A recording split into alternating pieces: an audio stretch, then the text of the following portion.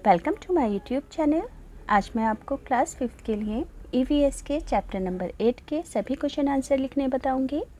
इससे पहले वाली वीडियो में बच्चों मैंने आपको ये पूरा ही चैप्टर डिटेल में पढ़ाया था और उसके साथ क्वेश्चन आंसर भी करवाए थे, मगर इस वीडियो में मैं आपको सिर्फ इस चैप्टर के क्वेश्चन आंसर लिखने बताऊंगी ताकि आप इन्हें ईजीली अपनी कॉपीज़ के अंदर लिख सको और एग्ज़ाम के लिए लर्न कर सको। तो पढ़ना स्टार्ट करते हैं। बुक के पेज नंबर 67 पर चैप्टर नंबर 8 है, जिसका नाम है मच्छरों की दावत।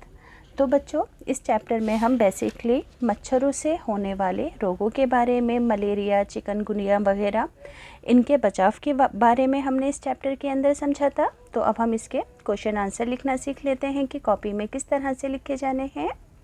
पढ़कर बताती हूँ। तो बच्चों, ये है पेज नंबर 68। क्वेश्चन नंबर 1 है, क्या तुम किसी को जानते हो जिसे कभी मलेरिया की बीमारी, मलेरिया का रोग हुआ हो, और इस बात का तुम्हें कैसे पता चला था कि उन्हें मलेरिया है? तो आंसर लिखोगे कि हाँ, मेरे भाई को मलेरिया हो गया था। इसका पता खून की जांच के बाद ही लग पाया था। अगला क्वेश्चन है, उन्हें मलेरिया होने पर क्या क्या तकलीफ़ हुई थी? तो उन्हें तेज़ बुखार था, बार बार ठंड लगकर बुखार आता था। अगला क्वेश्चन है, मच्छरों के काटने से और कौन कौन सी बीमारियां होती हैं? तो आंसर लिखोगे, मच्छरों के काटने से निम्नलिखित बीमारियां होती हैं, जैसे कि डेंगू, चिकनगुनिया और मलेरिया आदि।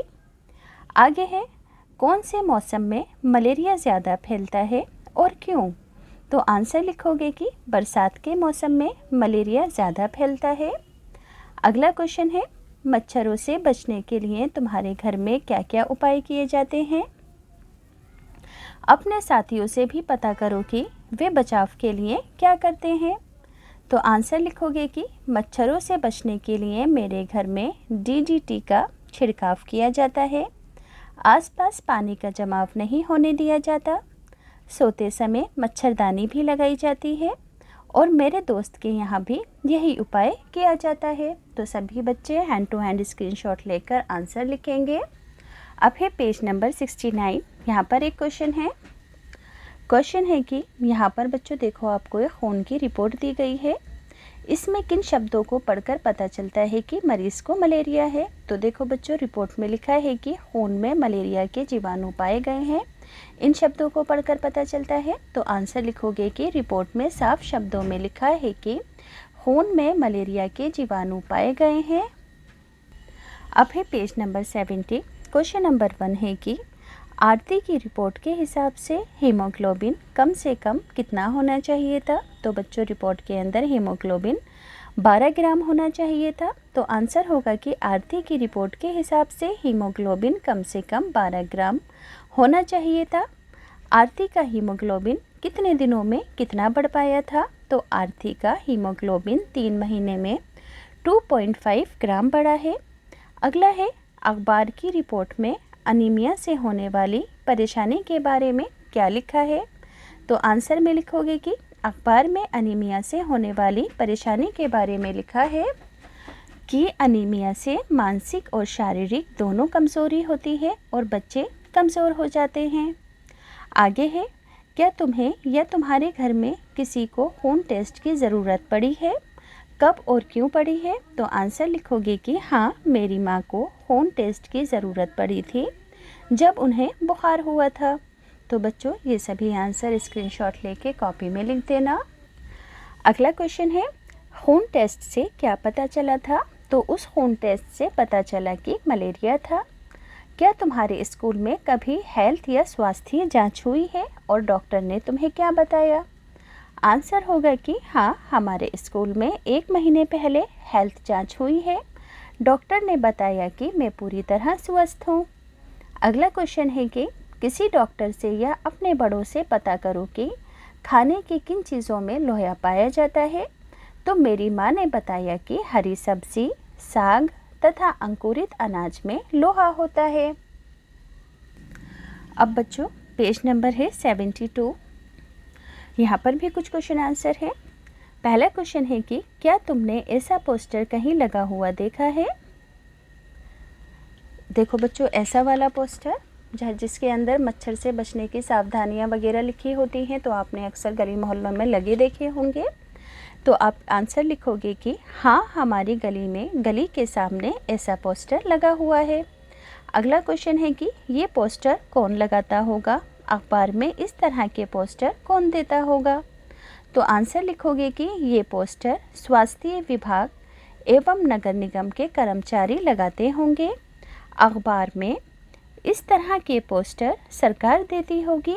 अगला क्वेश्चन है, इसमें किन बातों पर ध्यान दिलाने की कोशिश की गई है।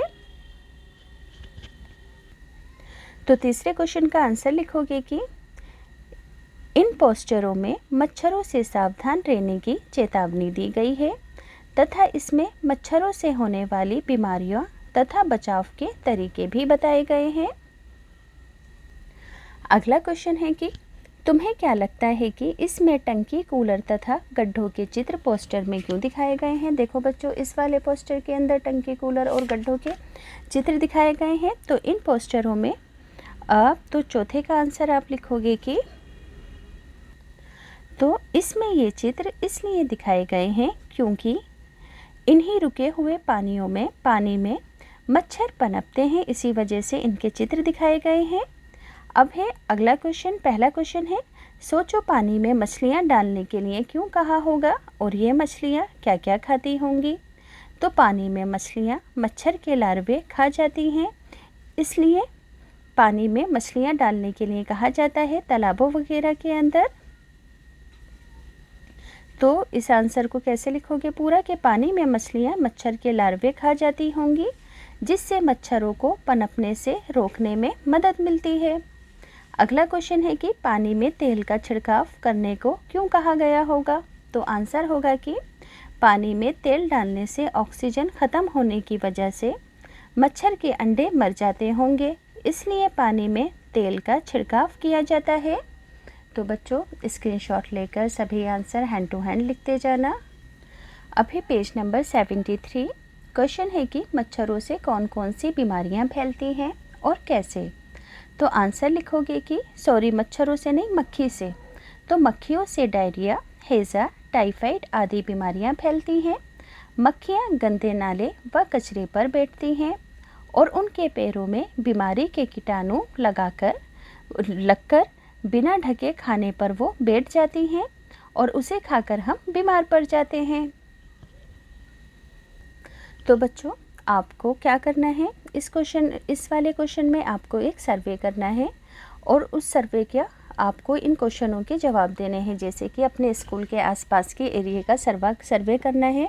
अगर आपको कहीं पर पानी इकट्ठा नज़र आए तो यहाँ कितने दिनों से पानी इकट्ठा है। तो यहाँ 1 हफ्ते से पानी इकट्ठा है।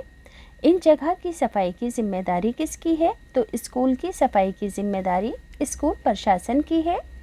पानी में क्या क्या नज़र आ रहा है। तो पानी में मच्छरों के लार्वा, मक्खी, हरे शैवाल आदि दिख रहे हैं। इन गड्ढों और नालियों की मरम्मत करवाने की जिम्मेदारी किसकी है। तो इन गड्ढों और नालियों की मरम्मत की जिम्मेदारी नगर निगम की है। क्या इनमें से किसी जगह पर इकट्ठे हुए पानी में लार्वे भी दिख रहे हैं। तो हाँ, गड्ढों में लार्वे भी दिख रहे हैं। अगला क्वेश्चन है कि इन जगहों पर पानी इकट्ठा होने से क्या क्या परेशानी हो रही है। लिखो। तो इन जगहों पर पानी इकट्ठा होने से यहाँ गंदगी और मच्छर पनप रहे हैं। अब अगला क्वेश्चन है, पता करो तुम्हारे स्कूल के आसपास की सफाई करने की रिस्पॉन्सिबिलिटी किसकी है। और आपको अगर स्कूल के आसपास के एरिया की सफाई करवानी है तो आप किसी को पत्र लिखोगे, तो वो पत्र किसको लिखोगे। तो आंसर होगा कि मेरे स्कूल के आसपास की सफाई करवाने की जिम्मेदारी शहर के नगर निगम की है। चिट्ठी नगर निगम के पार्षद के नाम लिखनी होगी। और चिट्ठी किस तरह से लिखेंगे बच्चों, इसको भी मैंने लिखा हुआ है कि चिट्ठी लिखने का तरीका क्या होगा। सेवा में स्वास्थ्य निरीक्षक, दिल्ली नगर निगम, नई दिल्ली। फिर आप विषय लिखोगे कि मेरे स्कूल के आसपास फैली गंदगी की सफाई। महोदय, आपसे निवेदन है कि मेरे स्कूल के आसपास बहुत गंदगी फैली है, नाला भी बहुत गंदा है तथा जाम हो रहा है। जगह जगह गड्ढों में पानी भर जाने से यहाँ मच्छर, मक्खी आदि पनप रहे हैं। अतः आपसे अनुरोध है कि शीघ्र ही स्कूल के आसपास के क्षेत्र में सफाई करने का आदेश दें, जिससे मक्खी, मच्छर आदि से मुक्ति मिल सके।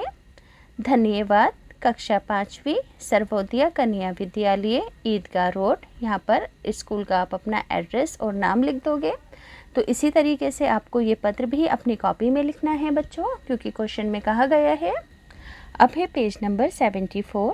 क्वेश्चन नंबर 1 है, क्या पानी में या उसके आसपास हरी हरी काई दिखाई दे रही है जहाँ पर पानी जमा हुआ हो? तो हाँ, मेरे घर के आसपास काई दिखाई दे रही है।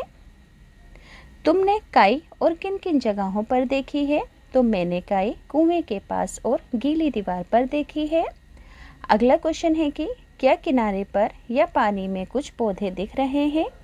उनके नाम पता करो और उनके चित्र भी बनाओ। तो पानी तथा किनारे पर बहुत से पौधे हैं, जैसे कि कमल, हरी हरी घास, काई आदि। तो कमल का और घास का चित्र आप खुद बना देंगे। इन्हें लगाया गया है, यानी कि इन पौधों को लगाया गया है, या फिर ये अपने आप ही उग गए हैं? तो इन्हें लगाया नहीं गया, ये अपने आप ही उग गए हैं। अगला क्वेश्चन है, पानी में और क्या क्या दिख रहा है? सूची बनाओ। तो पानी में मछली, मेंढक, काई, घास आदि दिख रहे हैं।